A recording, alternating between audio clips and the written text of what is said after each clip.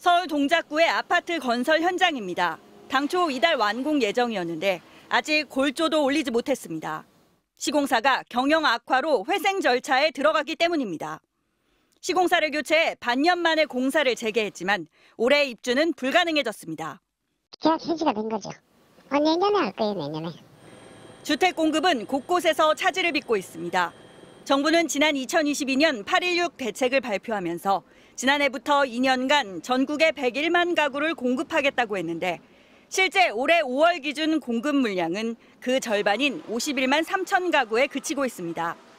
특히 서울의 경우 목표치인 19만 가구의 18%인 3만 5천 가구만 공급됐습니다. 원인은 부동산 PF 대출 부실로 인해 착공이 미뤄지거나 무산된 곳이 많았고 건설사들이 공사비 상승으로 수주에 잘 나서지 않았기 때문입니다. LH가 내놓는 공공택지마저 번번이 유찰되고 있습니다. LH공사가 아까 말씀드린 공공분양 등의 물량을 대폭 좀 늘릴 수 있도록 독려를 하고 있습니다. 작년에 LH공사가 순살 아파트라든지 이런 파동을 겪으면서 사실은 엄청나게 제 역할을 못한 부분이 있습니다. 네.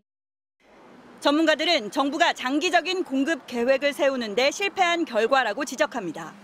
19년도에는 입주 물량이 최고조에 달했을 때예요. 그러니까 물량을 절반으로 줄여 5년, 10년의 미래를 내다보고 정책을 펼쳐야 되는데 그런 근시한 단시한적인 시각으로 정책을 하다 보니 정부는 3기 신도시의 5개 지구, 10,000 가구를 올해 안에 착공하고 민간에서 포기한 사전 청약 사업을 LH가 맞는 방안도 검토하겠다고 밝혔습니다. MBC 뉴스 오유림입니다. 한국토지주택공사 LH 건물 앞에 수십 명이 모였습니다. 당첨자의 승계하라! 승계하라! 승계하라! 2년 전 경기도 파주에서 아파트 사전 청약에 당첨됐다. 지난달 갑자기 사업 취소 통보를 받은 사람들입니다. 허망하게 취소될 거라고는 생각도 하지 못하고 아이를 좋지 않은 주거 환경에서 본 청약날만 기다리고 있었습니다.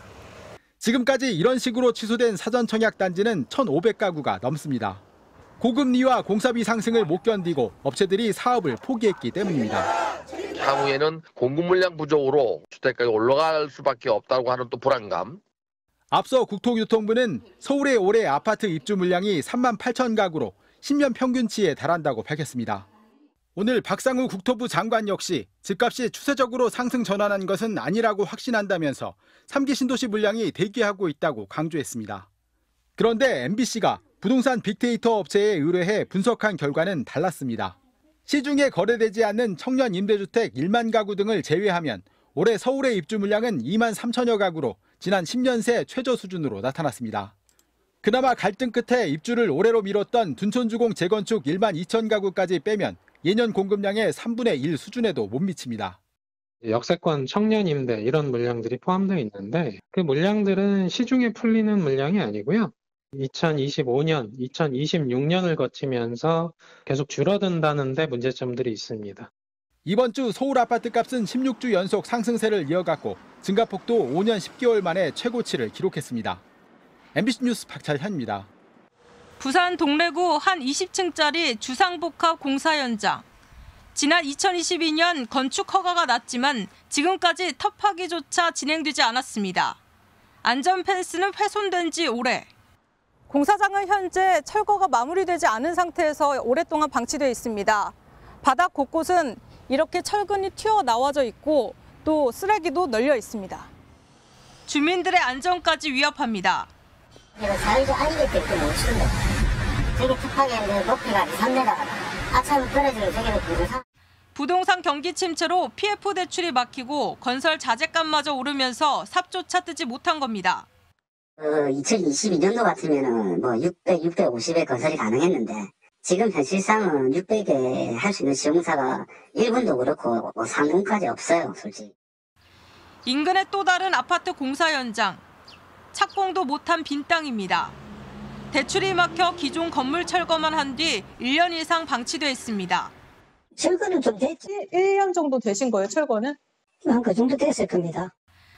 통계청 자료를 보면 건설 공사비 지수가 올해 2월 기준 154.81을 기록해 지난 2021년에 비해 24% 상승했습니다.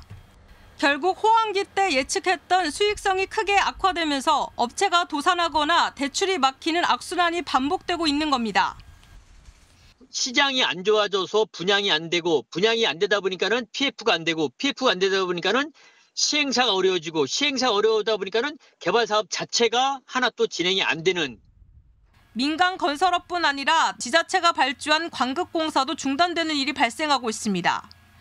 전문가들은 정부 차원의 뚜렷한 경기 부양책이 나오지 않는 한 당분간 같은 문제가 불거질 것으로 예상하고 있습니다. MBC 뉴스 정진명입니다.